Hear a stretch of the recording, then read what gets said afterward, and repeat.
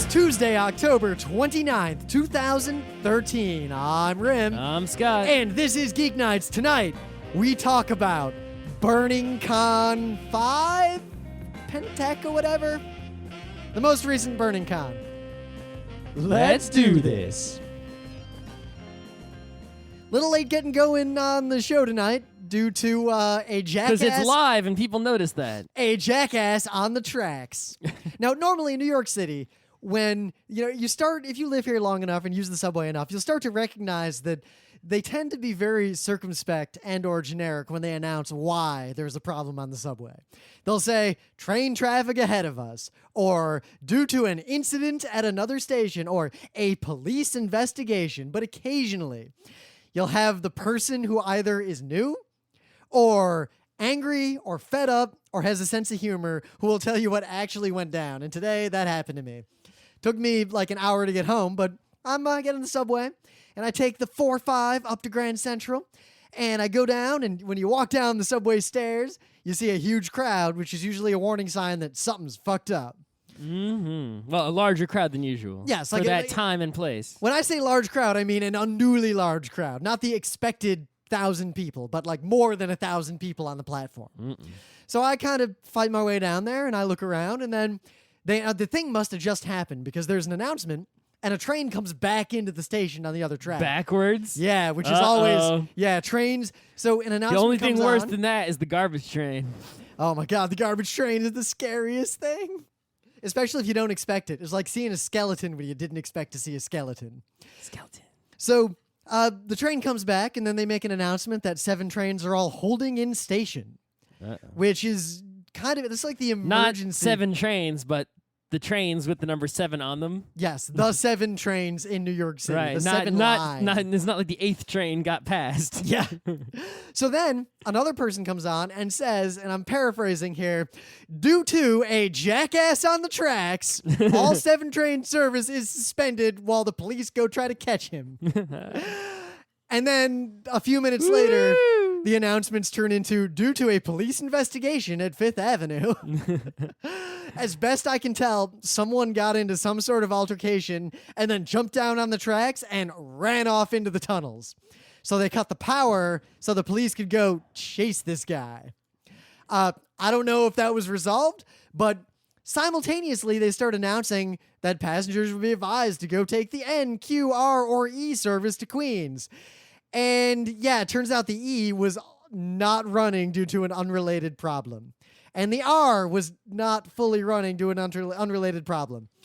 What this meant was that there are only 2 trains that go where I wanted to go, and tens of thousands of people per half hour who want to go in the same direction. So imagine the tunnels that have the stairways that go to all these subways in Grand Central, so full of people that you literally cannot move.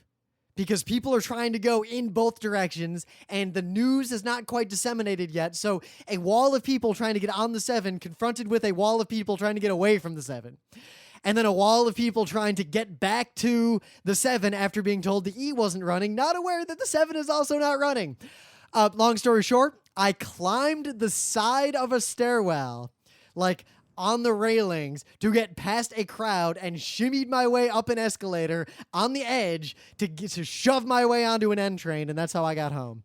Okay. I was very proud that I made it home because the crowds behind me were immense and starting to get smelly. Also, bonus points for jackass playing music so loud on the 59th Street N platform that no one could hear the announcements, and extra bonus points for the old lady who starts yelling at him to shut up with his goddamn music. So that was my commute home. That's my opening bit on Geeknights. I also took the NQ and it just went whoop straight here. Yeah, the NQ was just running. Like there wasn't anything wrong with it. No extra crowd, no problem. Yeah, the issues were all on the other trains, and it takes a while for those things to cascade out. So yeah, it's Tuesday. We're back from Burning Con. Burn it up. Yeah, a non-hurricane interrupted Burning Con for once. Did you know that, speaking of trains, did you know that today the Brooklyn R and also I think the Rockaway trains are running free rides? I did know that. Yeah. There you go. Due to the fact that about 1 year ago, New York got fucked by a hurricane. and we still haven't repaired most of the damage. Kind of wish there was a hurricane, not because I want anything to get fucked the fuck up, just because I want to stay home. Yeah, it was kind of nice to stay home for that week. Partly because we live in a place that, 1, high ground, 2, no substantial damage, 3, didn't lose power or internet at any point. I'm on the 3rd floor. I don't give a shit. You can flood the fuck. Not only are we on the 3rd floor, but our building has exceedingly high ceilings, so we're actually like 4.5 stories up effectively. Yeah, it's like for a flood to reach me, you need some biblical and shit. Our building is on the high ground. The evacuation center for serious flooding, like where everyone in this part of Queens would go, is the same city block as my apartment building. Yeah, mine is like on the border between, like, if you look at the map of different levels of danger. Yeah, they have zones. They have zones that are like, at what point are you fucked? Yeah, basically, I'm in the... like across the street is one zone worse than me, and across the street in the other direction is like 1 or 2 zones worse, and mine is like the one zone better. It's like literally across the street is worse. Where we are right now is the Mad Max zone, because if where we are got flooded, then it's Mad Max in New York City. Sure. Anyway, let's talk about some games. All right. So I had the privilege at PAX, thanks to our good friends Ro and Jeremy, this is going back a ways, to play Castellan. The Steve Jackson game. That's a game we saw at PAX years ago. I think PAX East I first saw it. I was sold purely on the pieces. I looked at the game, and what is the game? It's castle towers, castle walls, and little castle bits. And I'm like, the game where you build castles. Shut up and take my money. I Don't love even castles. care how the game works. Don't even give 2 dams. Build castles. A+ game. Best game ever. Build castles. So, yeah, I think I might have mentioned this briefly on the show, but I played it, and I've looked into it further, and I've read other people's play reports. Don't buy it. It is a bad game. No. It is actually a really bad game. No, I don't get to build castles, no. Now, here is why. Because actually, a good friend of ours who has the same taste in games that I should do, make a good castle building game. and the same... it's our friend Pete, Whale Shark in the forums. He said something to the effect of, I paid $25 for Castellan, and it was definitely worth it. You only played the 2-player? Now, it might be worth it if you like fiddly random bullshit games or games that are literally impossible to play effectively without pissing off the person across the table. Here are the problems with Castellan. Okay. 1, it is not enough castles? It is just dots and boxes. It breaks down mathematically the same way. The heuristics are basically the same, right down to the long chains. Whoever's forced to take action first blows their load, and then the other player just wins. The game, you have literally 3 options in terms of how you want to play this game, and one of those options is illusory. It only exists if your opponent is dumb. Option 1, take your turns really quickly. Try to just play by the seat of your pants, make the game as unstable as possible, and hope that your opponent takes a cue and also moves quickly, and that you're able to anticipate a little bit ahead of them. A smart opponent will take their goddamn time on their turn, and that won't work. Mm-hmm. Option 2. Take your goddamn time? Fully analyze the entire game state every turn. Takes forever. Because that lets you win. It works. The game is fully analyzable. It's perfectly symmetric. But what if we both do that perfectly? Does player 1 win or player 2?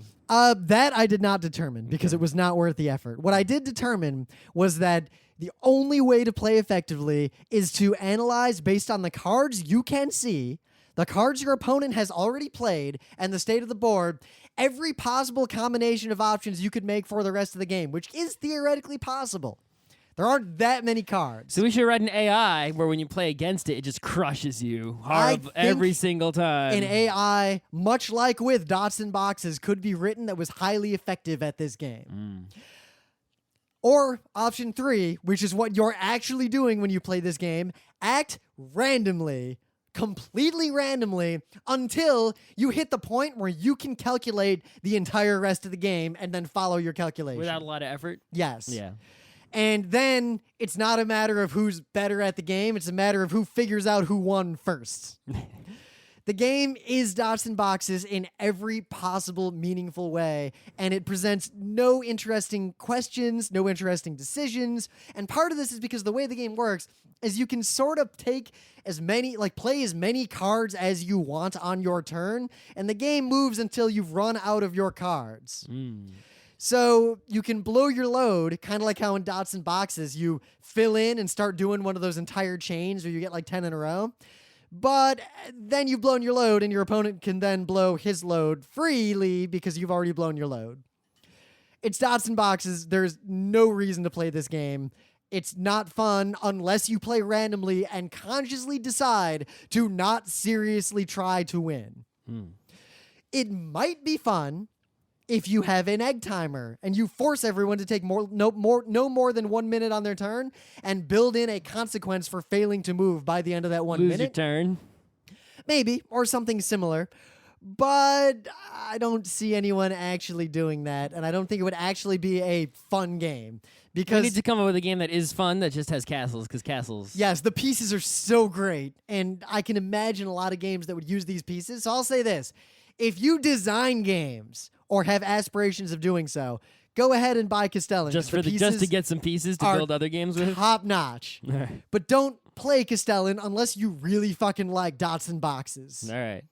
So I also played some games. There's a new place that opened up in New York City. I kickstarted it called the Uncommons. They're trying to make a Snakes and Lattes in New York, which is, I support that. Yes, it's hard to do in New York for a lot of economic reasons. It's just south of Washington Square Park. Location's pretty good. The actual place it's in doesn't have a ton of space, but it has enough, and the tables they have are really good. You know, it's well lit. It's quiet. You can actually well lit. Yeah, it's it's a good place to play a board game if you get a seat. Yeah, this is not a lot of seats. This is a moderate amount. Anyway, so I went. Part of the thing I kickstarted was I got a ticket to the opening night.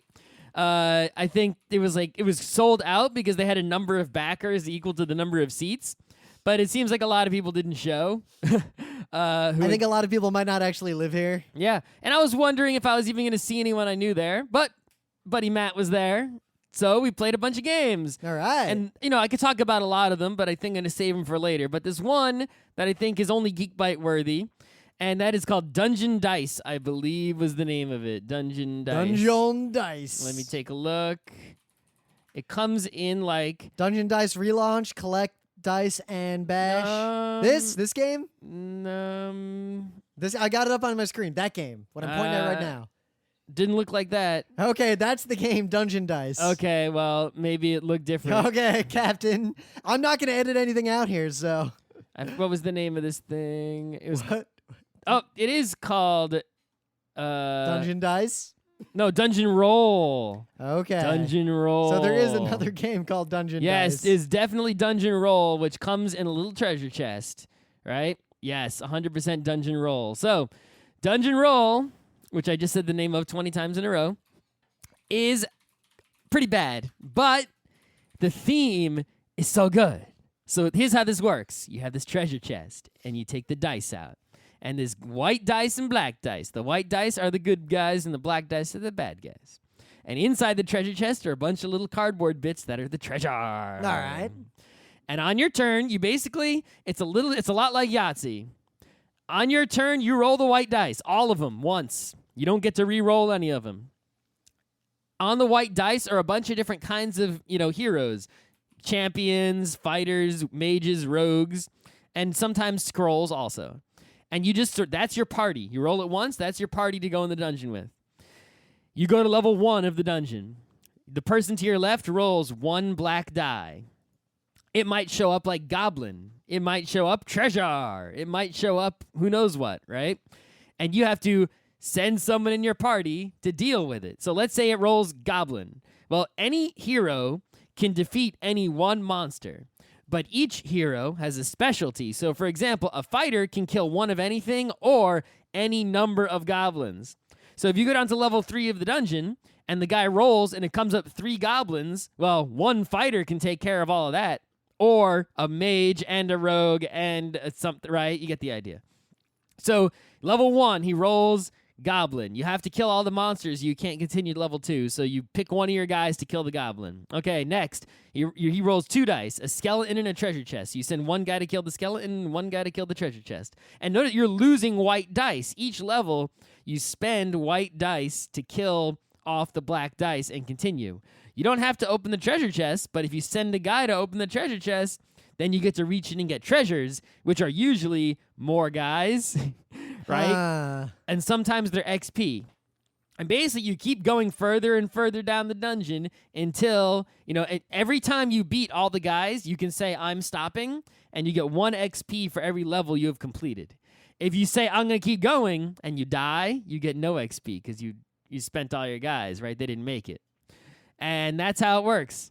So it's thematically, that works, right? The mechanic perfectly 100% matches the theme. You have a party of guys. You go down fighting into the dungeon. You go deeper and deeper. There's more and more bad guys, less and less good guys. And eventually you give up and run out with all the treasures you've got and experience you've gained. So Yahtzee Torchbearer without role-playing. Yes.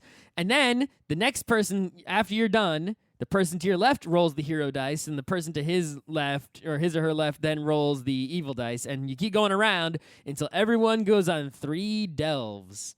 And whoever has the most experience after 3 delves wins. It's 100% solitaire. What the other people do doesn't matter, except did they get more experience than you. So it actually matters on your final turn. For example, I was on my final turn, and basically I could go 1 more level, but the odds of me surviving that 1 more level were basically nil. But with the amount of experience I had, I did not have enough to win. So I had to take ridiculous odds on that 3rd one, and I kept going, and of course I died, but it didn't matter because I wouldn't have won anyway. And that's the only interactivity in the whole game. So it's not worth playing. It is not worth playing at all. It's just really cool to see how the mechanics of this Yahtzee went so well with the idea of a typical dungeon delve. It is uncool in that there is no reason to ever play this ever. Yes, there is no reason to ever play it ever. Well, I guess there is the reason. If you don't already have a good Yahtzee game, such as Yahtzee Roll Through the Ages, Skyline, etc. King of Tokyo. If you don't already have a good Yahtzee game, Zombie Dice. Oh, and by the way, if you own 5d6, you have Yahtzee already. No kidding. If you don't already have Yahtzee, this could be the one Yahtzee you have, and it would be okay. Huh.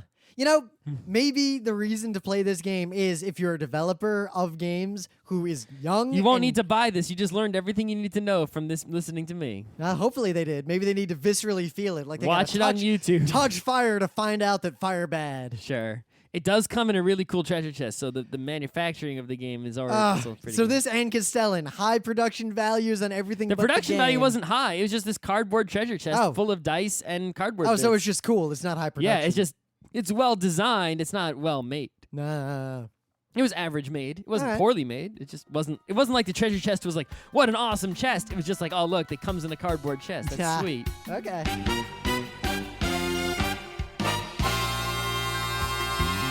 But anyway, things of the day. I got a little cluster of things here. I'm going to put them in a big thing on Tumblr instead of making a ton of things of the day. Way long time ago, when we used to do 4 nights of Geeknights a week, which what we kind did of crazy people do that? For many years before we realized how people with no lives, who don't live in a city.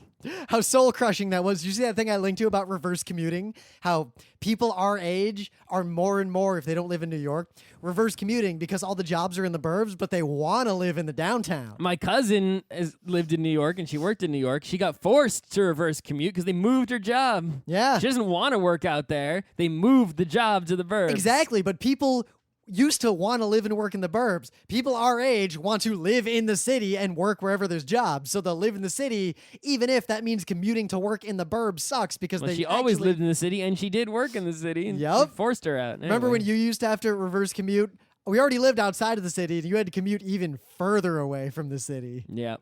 But they bought you that car. Sure. Yeah. But anyway, what we used to do, because it was hard to come up with 4 things of the day a week, is that I would do theme weeks, like that Born to Be Alive Hitler week that I did that one time. Born. I found those videos again recently. So I have a themed thing of the day. I'm going to blow it all right now. I found this video. Emily and I were doing our usual watch Colleague Humor and South Park and stuff. And it was called Late for Meeting. It was apparently a sequel to another video by the same person whose name on Twitter is Bad Mocap, called Goes to Store. And the description of Goes to Store tells you everything you need to know about this video. Normal guy, normal walk. The videos are pretty funny, but the part of the reason I bring this up is that there is a huge community of people who have remixed this idea with everything. There's a Team Fortress 2 going for intelligence. There's a sequel going to store best real remake. And all of this is delightful. So I invite you all to watch this normal guy who is normally walking to a normal store. Mm-hmm. Do you have all right, I do. So here's this awesome website I found called ASCII Flow. And it basically is MS Paint for ASCII flowcharts. The tools available to you are Arrow, which is just the cursor to click on and select things. Box, it lets you draw an ASCII box, the kind with the pluses in the corners, the pipes in the side, and the hyphen on the top and the bottom. Yep, the kind of thing that I often see people using in bullshit game facts. Another box that has a heading on it, sort of like for UML. One that allows you to draw an arrow from one box to another box. Another one that lets you draw a different kind of arrow from one box to another box. One that lets you draw text, one that lets you erase, and one that lets you just draw a bunch of X's in a line wherever the hell you want. This thing is so awesome. You can use this for making like maps for roguelikes or actual flowcharts to post into forums. It's pretty good for making simple databases. Maps of dungeons for tabletop RPG. Like tables and basically UML diagrams. This thing is so freaking useful. I want to figure out how to like download it in case the website ever disappears, such as medieval tapestry generator. Oh my gosh. Right? But yeah, I was duly impressed with this. And look, nightly build, GitHub. Yes, you can get it on GitHub. I'm going to find, We could just, if it's on GitHub, we should just integrate it into the forum. We can't now that, no, we'll talk to that in the meta moment. Yeah. So, in the meta moment, you might have noticed that Scott did something pretty big. Right. So, here's what the deal was. Our forum was all busted, right? And because it was so old and unupdated. Ancient version of vanilla. There's no way to update it. Because basically what they did is they haven't updated their open source version in forever. And they mostly were hosted in their cloud version. So, I said, fine, you win. There's no other forum to switch to. We'll pay for your stupid cloud hosting. So it's costing us like $150 a month, which is a ton of fucking money. Yeah, that's more than the collected entire archive of all of Geeknights that's online. Right. So if you want to send us some monies to help with that. We will set up numerous ways for you to send us money, both in return for gratitude and in return for things like t-shirts. So stay tuned. So yeah, but yeah, the forum is now all updated and way better. If you want to register, we don't even need to approve you anymore because the filtering to keep spammers out is pretty damn good. Yep. All you got to do is just register for it like you'd register for anything else out there. And now that the totally searching is better and everything's better, I think a lot of dormant people are going to come back. And our forum's already pretty fucking badass in terms of its community. But I sense that the ivory tower of our forum is going to explode in the coming months. But anyway, so the forum is way better now than it has been in a long time. You should in fact, you might remember we gave a lecture at a PAX many years ago that was basically, here's why the community in your PHP BB is shit and why our forum community is awesome. And it's because of the design of the GUI of the forum itself. Mm-hmm. So, yeah, go to the forum as usual, but also our ability to do things such as modify the forum in that way. For example, you might have noticed that like a year ago, the new episodes stopped having a link to the forum threads for said episodes for the plebes who did not otherwise already use the forum, and they would come to the website like, oh, I want to comment on your episode because I disagree with you. And then there was no link, so they'd never actually go find the forum, and they'd disappear into the mists, angry and alone. But now they can complain on the forum soon after we fix that part. Yeah, I'm going to be doing a whole bunch of stuff in regards to that pretty soon. So expect a bunch of stuff. And speaking of a bunch of stuff, we did resume production of Geeknights Presents Utena, and in fact, Episode 9 just finished uploading. I started uploading it when we started the show, and it just finished. So yeah, 8 gigabytes in about 23 minutes. I love FiOS. I love FiOS. So episode 9 of Geeknights Presents Shoujo Kakame Utena will be available as soon as YouTube finishes encoding it into all the various bit rates. 30 to go? Yes. This episode is 35 minutes long. The episode of Utena is 21 minutes long. Great. So yeah, that's the rate we're going here. The book club book is Stasiland. I actually almost finished reading it. I have read 6.5 books in the time it's taken Scott to read this. In fact, okay, so if you only count, right, the actual hours of reading time it's taken me to read this. This book takes like 2 hours to read. This book is way not long to read. I've just not been reading books in this Wasn't time the period. whole I've been point doing other things. of this exercise to get people to read things outside of their comfort zone? I do know is to get people to read things. Period. Yeah, but they're reading things. They're reading Mr. Nice Guy's Penis Adventure, that Patrick Rothfuss bullshit. They're not reading real books. Some people are reading that, but some people aren't reading at all. Yeah, my goal is just don't read penis adventures. Read real You're books. aiming too high. There's a lot of people who just don't read. Yeah, I would. At this point, I'd almost rather you not read than read Captain Nice Guy's Adventures because, good God. Fedora Dick. Captain Fedora's Nice Guy Penis Adventures. Sure. That's what the King Killer Chronicles are.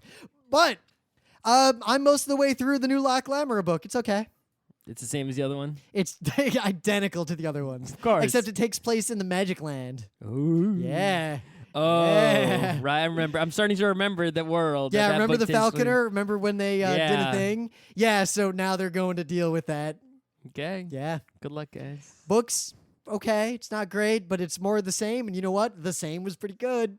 It's entertaining. Yeah. You learn anything about Elderglass? I learned that there's some mysterious Elderglass shit deep in the ocean that you can see bubbling up, and no one can get down there deep enough to look at it. Awesome. Yeah. Maybe that's where shit comes from. I also learned a little bit how magic. I worry that Scott Lynch has read one of the Captain Penis Nice Guy adventure books Uh-oh. because he mentioned something about magic and sympathy in a way that just brought back flashbacks to penises. Mm-mm. Anyway. So yeah, Book Club Book Stasiland, relevant in light of the fact that, if you guys didn't notice, the UK is actually trying to crack down on free speech about the NSA leaks. Mm-hmm. So yeah, this stuff is increasingly important, and you should at least pay attention. We don't want to be like East Germany.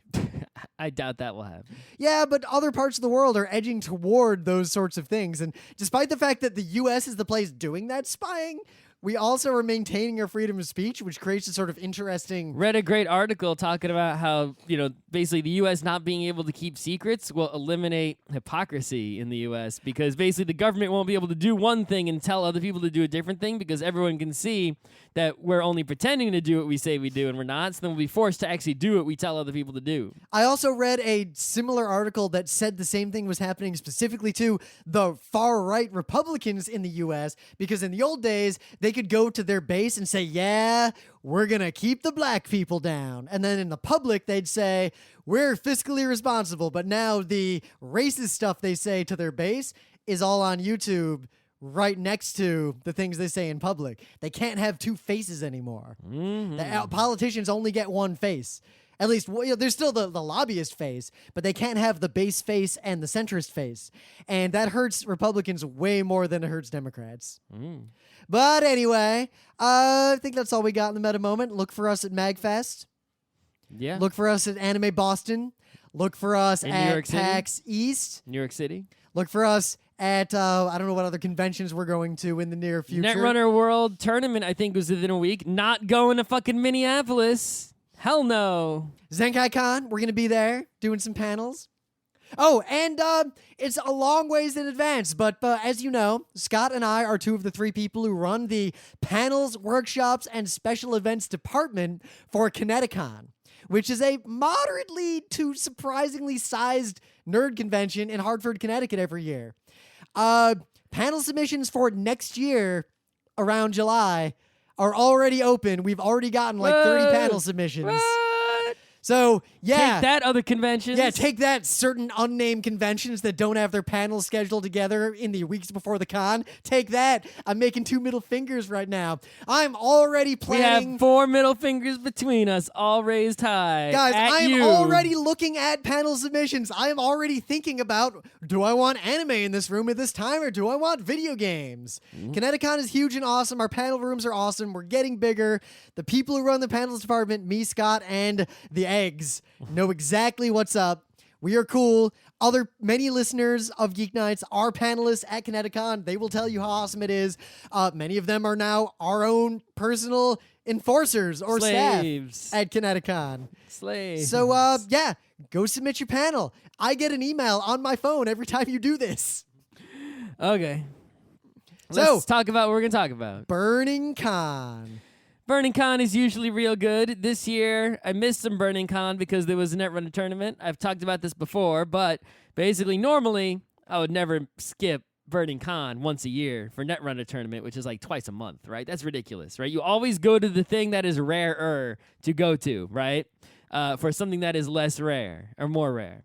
But in this case, the Netrunner tournament was not just any Netrunner tournament. It was the plugged-in special Netrunner tournament. Yes. So Scott, the trader... Which went from a once-a-month event to a once-ever. So once-ever beats once a year. So Scott decided that swag for his Netrunner game was more important. I didn't win any swag at all. I don't care about the swag. I care about going to play Netrunner with the peoples. So regardless, Scott missed a good chunk of Burning Con, which... I showed up for the third session on Saturday, the party on Friday, and both sessions on Sunday, but I missed the first two sessions on Saturday. He also missed the after party. Yep. So, Burning Con, we've talked about Burning Cons before, but this Burning Con was a lot like the other Burning Cons. Suffice it to say, Burning Con is a curated convention run by the Burning Wheel crew like Luke Crane, Jared Sorensen, people like Vincent Baker.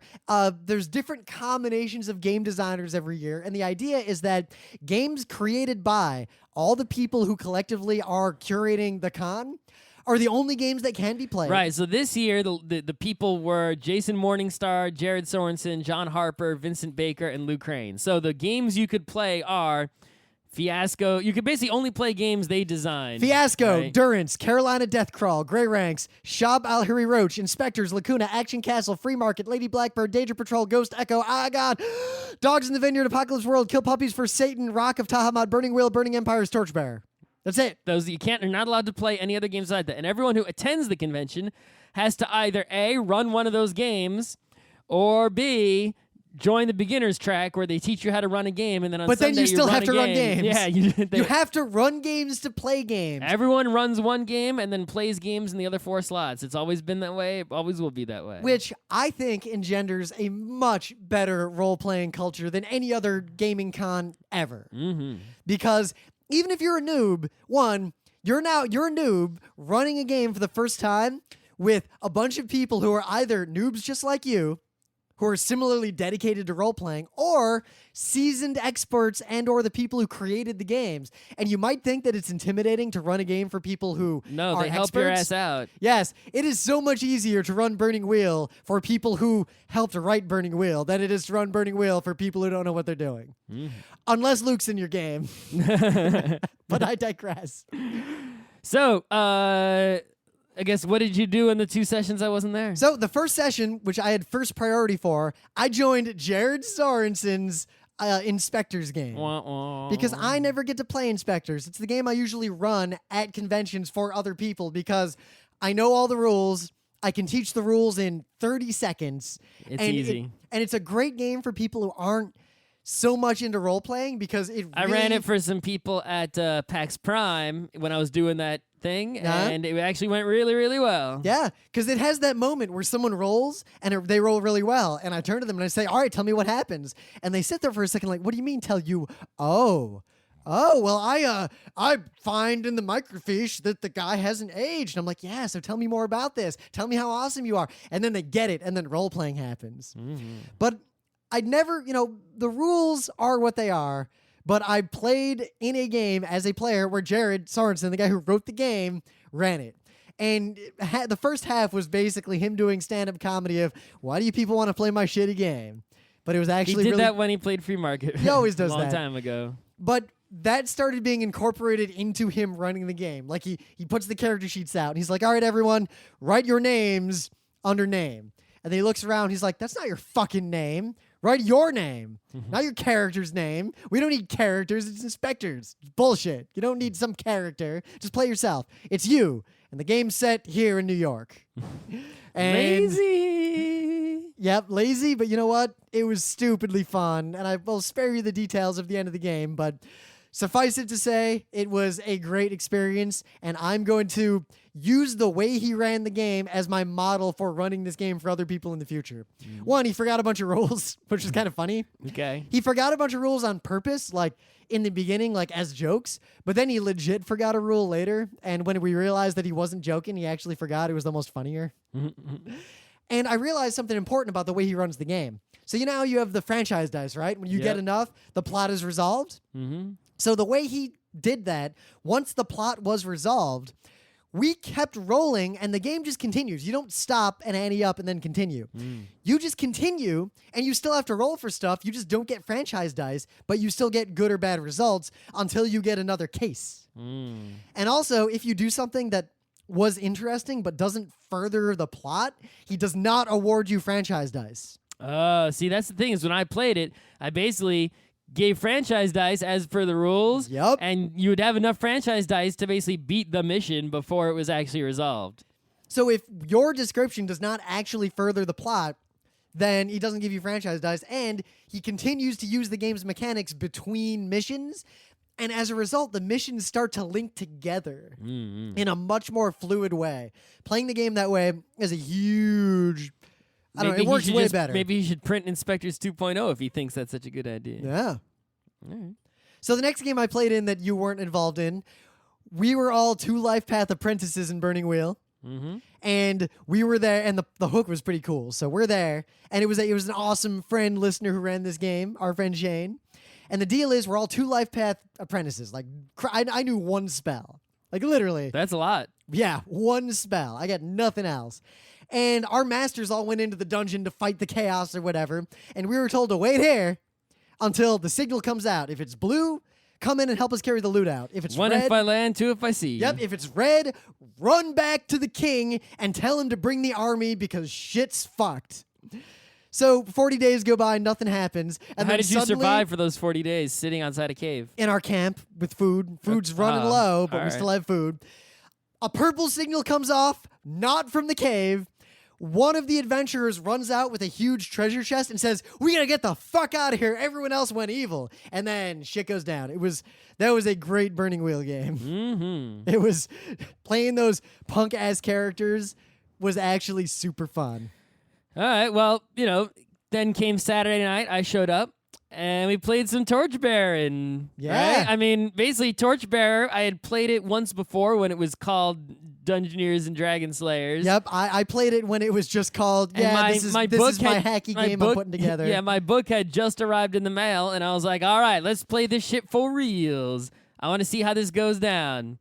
And we played it with Miguel, and he was so excellent. He brought all these pieces, and he was so good. Miguel was more prepared than anyone else, with the exception of those people with all those weird snake props. Right, and then Tor was in the game, so that made it even better. Yep, it added an air of legitimacy. Yeah, and it was just, that game was just so good. We just went into this dungeon, and we did basic dungeon-y stuff, but once you're doing that basic dungeon-y stuff in Torchbearer, it's like that became the only game I wanted to play. What helped was in the game before, Miguel was in the game I played before, and he was like, I didn't know him too well. Like, he's one of those people that he was... There's a lot of people at Burning Con. You go there every year, and you recognize everyone, and you know everyone, but you don't know everyone's name. Or you just never, like, you know Or someone. it's like you see them, you know who that is, but you don't know them. Or even if you know them, maybe you've never role-played with them. Like, you just don't end up there. Miguel had this, like, he let his master murder him after giving this heartfelt speech, and it was like the persona point right there for him.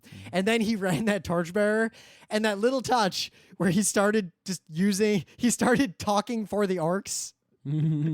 that was pretty God. good. Torchbearer is so fun. It was a good game. Right. What else can I say about it? You should all buy Torchbearer. It'll be available very soon. So I went home and took a nap for the whole night because it was sleepy time. Yep. And then I woke up and I went back to Burning Con. Yep, we went back to Burning Con. And then you played in another Torchbearer game. We did? Well, no. It was the morning, so I ran my game because I had the morning slot. Oh, right. And I joined your game. And Scott, every year at Burning Con, Scott sits there when it's time for his game. He's like, I don't want to run my game. I hope no one joins it. Yep. And then he tried to shoo players away who kept showing up. So I sat down at his game along with our good friend Chris to force his game to happen. and it was okay. It was kind of fun. I think my human pyramid plan would have worked. You and your human pyramids. I think my glory moment was when Scott just puts us in the dungeon. Well, explain your premise. So I always like to do games where everyone's just boring-ass townsfolk. That's my thing. I love that, right? So I had a game last year, I don't know if I talked about it, where it was like everyone's boring-ass townsfolk and a knight shows up in town, and then there's a giant and whatever. The one I came up with this time was everyone's pretty much boring-ass townsfolk except for the sorcerer. And you all get thrown in a dungeon, but not a dungeon the way D&D dungeon, like just an actual dungeon, the king's dungeon. It was because Oz. you committed crimes. Scott, you ran it like a prison drama. It was you're in jail. It was a dungeon. Now, what do you granted, think a dungeon is like? Scott had this set piece of like you all get your sentences and then you get carted off to the dungeon. So of course, immediately we try to break out. Right, so that's a lot of game happened there in that early part, which I kind of wanted, but I didn't realize like just how good that part would be. We almost escaped before we got to the dungeon. Like we were real close. In fact, if a certain unnamed person had not fucked shit up in our plan, we would have gotten away. Yeah, so that plan was really good, and then he just like fucking grabbed the key and started a fight, and they got carted off, they got thrown in the dungeon, and then they were in the dungeon, and then of course they're still thinking there's something up with this dungeon. So I had to make them think something was up with the dungeon, because otherwise Rim wanted to just practice for the rest of his life. Yeah, Luke was. I was sitting there. Scott was like, "Well, you're in the dungeon." So I was like, "All right." I look at the practice rules, and unless anything happens, I spend the next 10 years practicing climbing and lockpicking and observation and stealthy. And Luke Crane overheard. He was in the room at the time taking pictures, and Scott looked at him like, "What?" And Luke's like, "That's an awesome plan." He's like, "That's legit." So, of course, I wasn't going to let that. All right, there was already something was going to happen, even though I was sort of making it up. And I was like, all right, they think something's going on. Let's make a dude disappear, right? And then they'll think there's something going on, because there was nothing they could figure out to do in their cell, except they were going to... So, Scott, did you have, like, where did that guy go? I think that just like the he was an unwanted person amongst the guards, and I think the guards just like killed him and hid him somewhere because they didn't like they killed him by accident. I was just curious. Yeah, no, it was something mundane, like, oh yeah, the guards didn't like him, they killed him, and then they were like, oh shit, and then they hid the body or something like that, right? Anyway. So pretty much the routine in the jail, which I came up with, was it's a really shitty dungeon. It's not nice. So you get to exercise for a couple hours in an underground room, and then you go back to your cell. And if anyone misbehaves in your cell, your whole cell gets punished. That way I could keep the party together and also discourage misbehavior in the dungeon. And I think I did a pretty good job of making you feel depressed like you're in a dungeon. Well, I think the crowning glory of the game was that we had this great plan with a human pyramid that just didn't really come together the way it should have. Mm-hmm. But we ended up busting out and getting into this like abandoned part of the dungeon. I can't believe you rolled well enough to break down a cement wall with almost nothing. I know, following Burning Wheel rules too. Like we pulled that shit off. I was following the rules like as hard as I could, even looking up appropriate obstacles and everything, because I was just like, let's just keep it reals. So we bust into this abandoned part of the dungeon, and we're going and lower and lower and lower, and we find this grate, and we smash it's like it you open. run. It's like they were so thrilled to escape the dungeon, they were willing to go lower. It's like I was like, you're going down, and they're like, okay, let's go. We're running down, and I'm like, it's an old unused part of the dungeon with like skeletons and shit, and they're like, let's go further, keep going down. Yeah, fuck yeah. And it's like down, really? You're trying to escape? Shouldn't you want to go up? No? Yeah, up where the guards are. Right. So we get down, we find this grate, we smash it open, we make a rope, we throw it down there, we climb down, we fall and the rope breaks, and then we realize, according to the rules also, that we had found an oubliette that had itself been forgotten. Yep. And I'm assuming that we starved to death down there. I'm sure eventually some of the other prisoners or guards might have caught up. Well, no, we could have gotten out with the human pyramid. I think the roof was a little too high. Come on, human pyramid, I think, would be an OBS 1. Okay, you get some people together, make a human pyramid, and see how high you can get.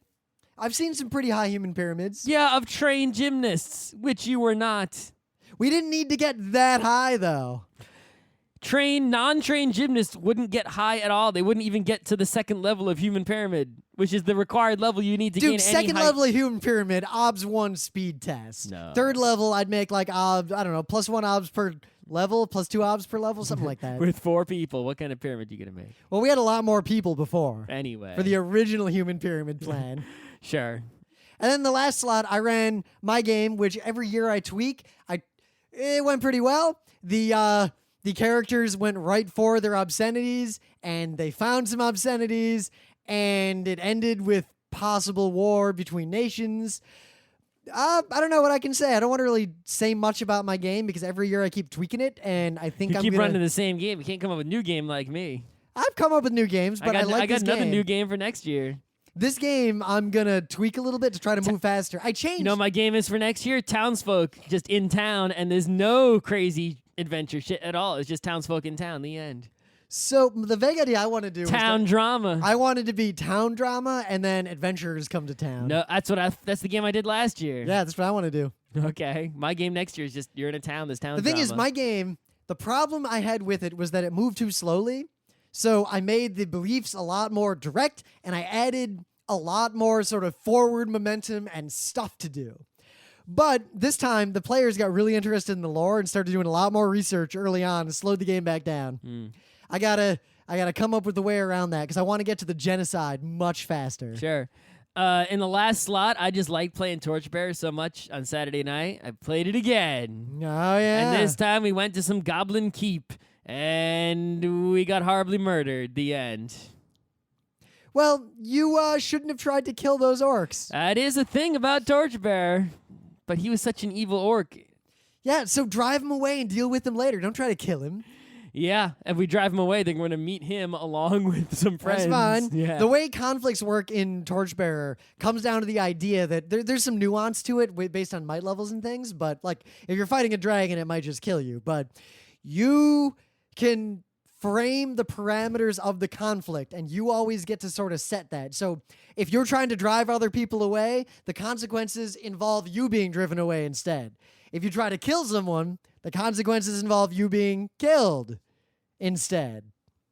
Yep. So you sort of pick what you want, but that also sort of frames what the consequences will likely be if you fail. And we forgot armor, so we died. If we would have remembered our armor, we would have been fine. Wait, forgot to bring your armor into the dungeon or forgot the rules for armor? We had the armor. We forgot to count it. Burning Con is great fun. If you are what's interesting is how many people fly and drive here from far away to play in Burning Con. Like, I just live here. I just go show up. People come from pretty fucking far away to play in these games. Yep. Yeah, sure do. And I see the same faces every year, but also a lot of new faces, even though I didn't interface with a lot of those new faces. I was also given a gift of a game that we have to try out at some point. I'll show Scott the details of that later. All right. And yeah, Burning Con was super fun, and I hope to go to the 6th one, even though Luke swore that there will never be another Burning Con. What? He has sworn that at the end of every Burning Con to date. Okay. Meaning there's going to be another Burning Con. Sure. Torchbearer is going to be for sale publicly real soon. Like, buy it. Just buy it. Just Even if you never play it, the book is a delight to read. Emily was home with Scott, and I was like on my way. And according to her, Scott was reading the Torchbearer book and just giggling periodically. Yeah, it had funny parts. The book is also so beautiful, and it gives me every feels that I felt when I used to read that old second ed AD&D player's handbook. Only it's playable. Yeah. You should play Torchbearer. You should. Torchbearer is tits. That's like if you're in a if you have any game and you want to play a game that involves going into a dungeon with monsters and loot, this is the only game that you should be playing revolving around that.